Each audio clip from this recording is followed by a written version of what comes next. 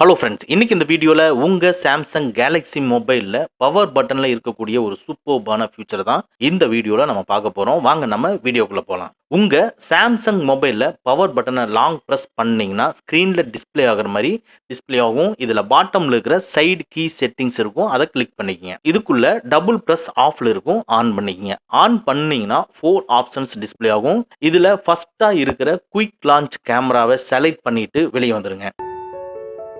இப்ப நீங்க பவர் பட்டனை டபுள் டைம் பிரஸ் பண்ணீங்கன்னா நீங்க சூஸ் பண்ண கேமரா வந்து ஓபன் ஆகும்.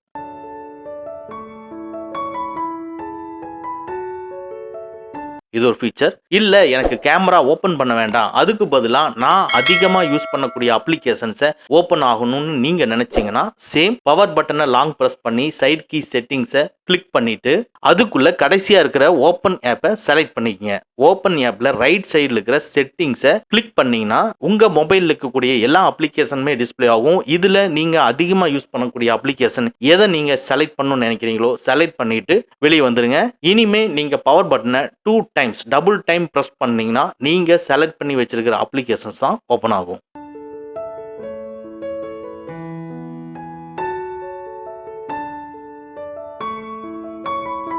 ஓகே ஃப்ரெண்ட்ஸ், அவ்வளோதான். இந்த வீடியோ உங்களுக்கு பிடிச்சிருந்தனா லைக் பண்ணுங்க, உங்க நண்பர்களுக்கு மறக்காம ஷேர் பண்ணுங்க.